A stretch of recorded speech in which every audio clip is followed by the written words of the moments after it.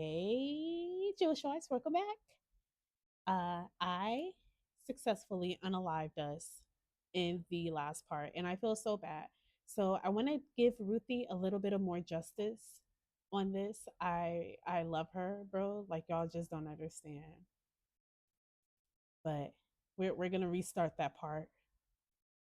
You find yourself on a vast plain with nothing but a red brown dust as far as the eye can see. A turbulent gray sky pressed down on you, making you want to hug the ground. Though you've never seen this place before, you know it used to be a farm. Acting on intuition, you kneel down and you dig your fingers into the light topsoil.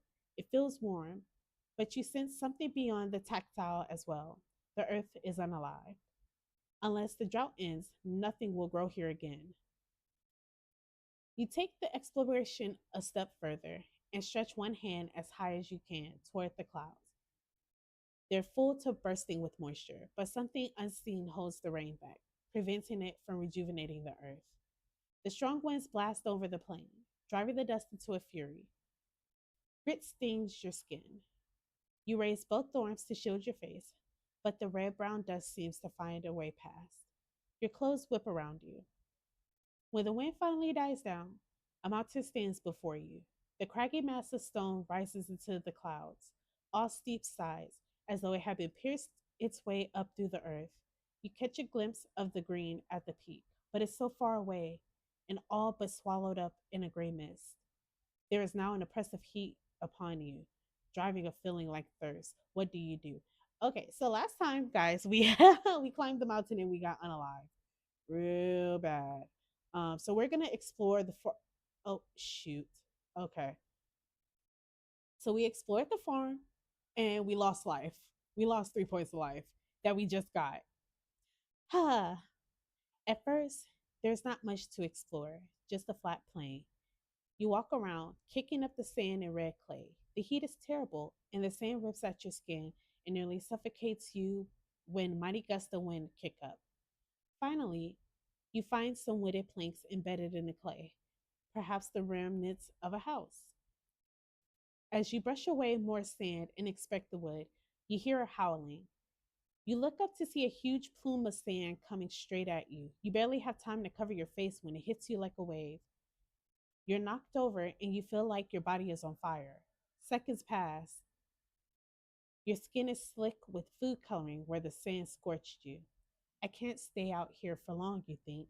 You decide to climb the mountain. At least there you should be away from the sandstorms. Oh, and we still ended up losing 2 more life. So we're down to 6 life, 13 mana, and 17 cool. Let's see if I can keep us alive. Whatever is holding the rain back, you have a feeling it's at the top of the mountain. You take a deep breath, then begin the long climb. Handholds are easy to find in the rough surface, but the sheer distance weighs you down. Still, you pull yourself upward, hand over hand. Dust hangs in the air, stings to your sweaty skin, making you cough. Oh God, that's awful. You focus on the gray stone right in front of your eyes as you climb. In time, the air grows thinner, cooler. Droplets of moisture soak into your clothes. When you finally do take a look around, clouds surround you. Oh my. The slickness of rock slows you down further. The last thing you want is to fall from way up here. It's only when the clouds clear and the top is in sight that you realize you do not feel nearly as tired as you should. You could keep climbing forever if you had to. No, Ruthie, we cannot climb forever. We're not doing this again. Like I said, we already unalived ourselves in the last episode. We're not. We're not. No, ma'am. No, thank you. And then it hits you, nausea and pain all around. Your Uncle John warned you that this trip would be taxing. See? Oh, we can climb forever. And then what? We lose the rest of the 6 life we have? No. The pain subsides and you continue on. You pull yourself up to the peak. Where you expected to find only stone, you find a small round patch of grass. A dead tree stands at the center. Its branches thread through the thick mist, and you realize that the clouds are tangled in them. The tree is more than ugly, it's menacing. which is strange since old trees can even be beautiful in their own way. Yeah, that's why you gotta respect nature, guys. Thank you. With nothing around but some sharp rocks, it would appear that magic is how you will destroy this thing. You could try to burn it. A blast of flame might catch it on fire, but with the bark glistening with moisture due to the mist, you doubt hitting it with fire from a distance will work. Although who knows what works in this strange world. Instead, you could lay your hand on the wood and summon fire onto it more directly. Another alternative is to use your concentrated push attack to slice it. With enough power, you might be able to cut it down. What will you do? Um, well, the last time I think I burned it and I ended up losing all of the life that we had. And I don't think I want to do that again. So we will use 4 mana to cut it down. We didn't lose life. Yay! So we still have 6 life, 9 mana, and 17 cool points, which is fantastic. You straighten the tips of your right hand, then swing your arm across in an emphatic chopping motion. A tremor spreads up your arm, as though your hand had really impacted with the tree. At the same time, the trunk splits all the way down to a white core. Food coloring seeps from the edges of the wound. You chop at the tree again. This time, the trunk splits all the way across. An agonized cry shakes the mountain. Ooh, I think maybe these trees are not just regular magical trees. Maybe they have like human souls in them. But we'll see. We'll see. The tree topples all over. Food coloring spurts from its stump. As the branches fall, they drag the clouds with them. Rain pours down over the dusty plain, soaks into the ground. Yay! Chat, we did it! We did it! It's not gross and dusty there anymore, thank goodness. Water floods the plain and continues to rise at a supernatural rate, halfway up the mountain and climbing until you stand on a grassy islet with the vast ocean stretching out before you.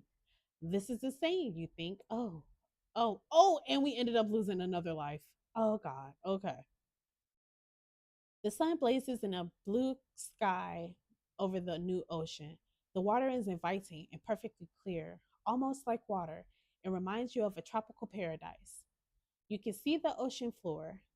The plain of the farm has transformed into rolling hills and deep trenches, with the deepest of them running past your little island. I need to find the magic, you think.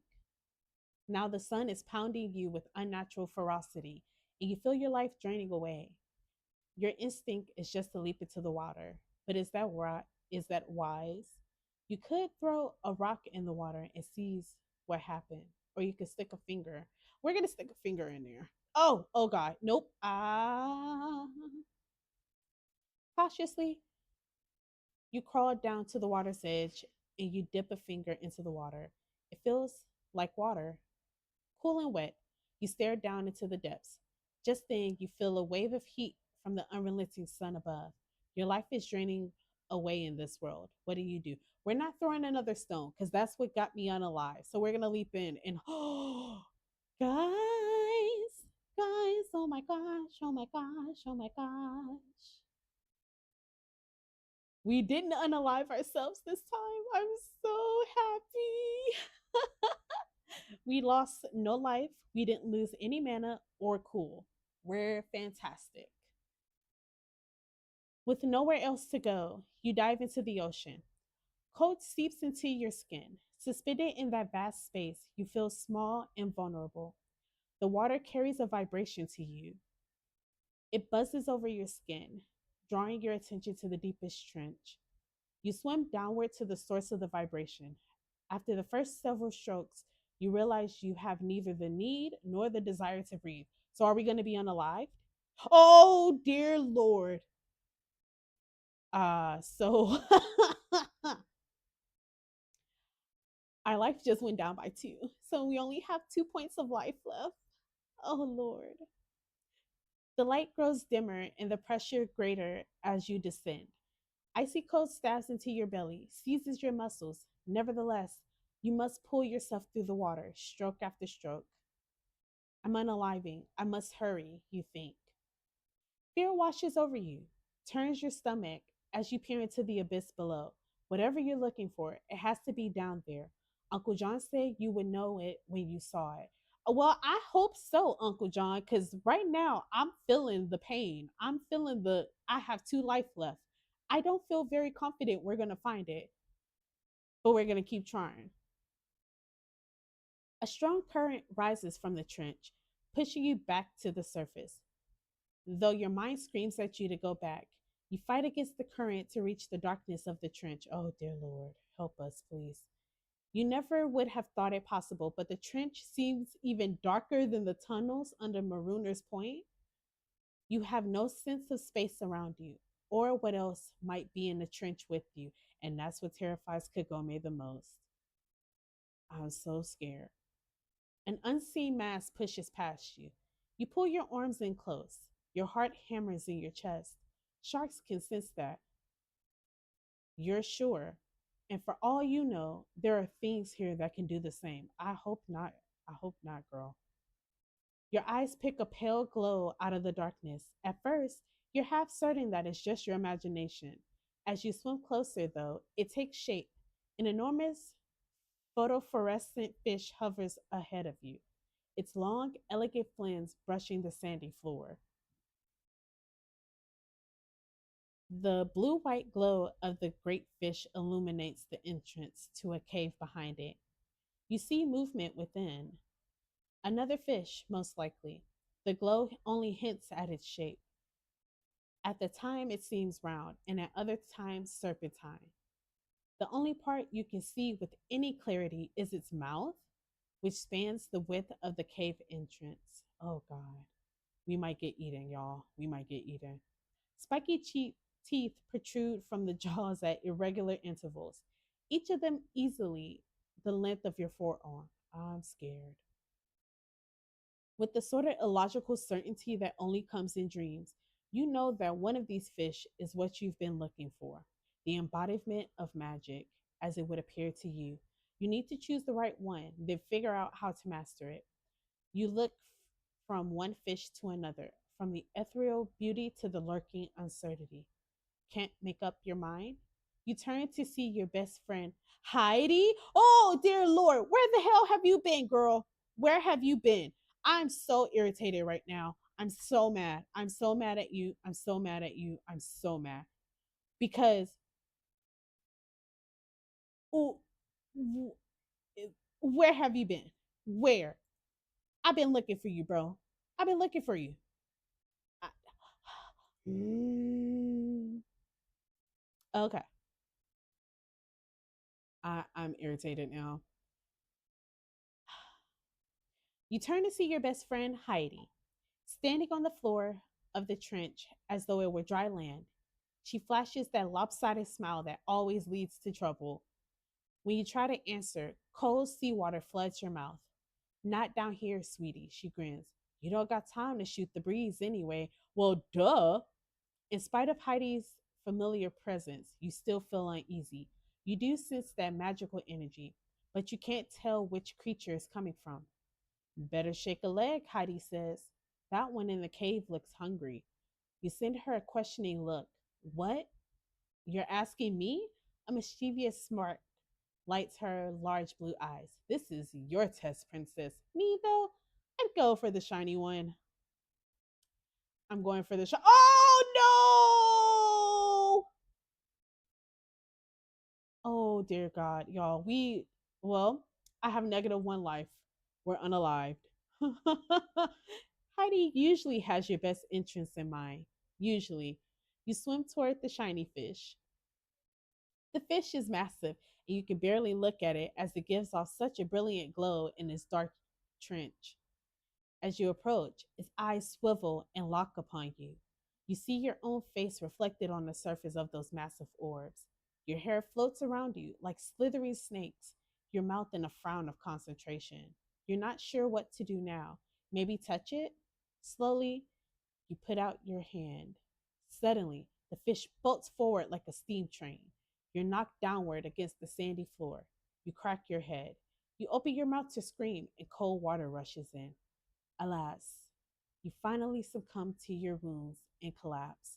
The last thing you see before leaving this world is the god of unaliving grinning at you.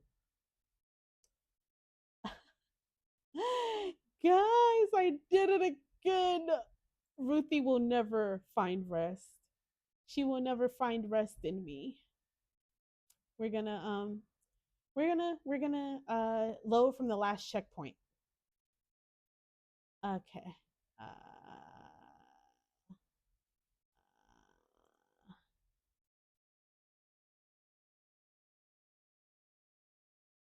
Okay. Man first. That's the whole. Continue. Continue.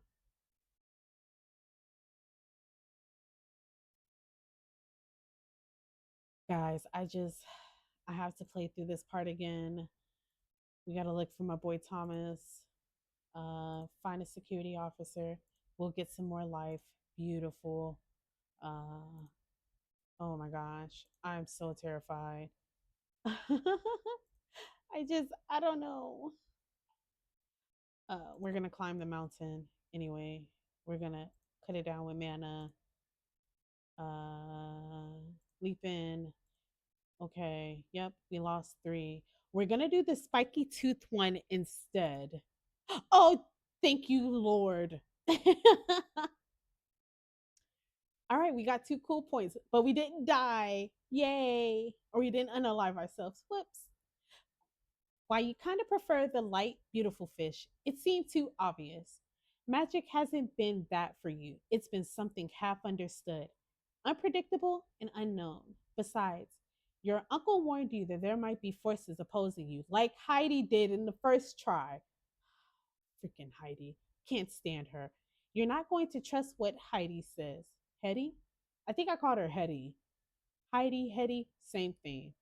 Particularly since you see no way that that could be Hetty. You swim past the phosphorescent creature and toward the cave. And we still lost life.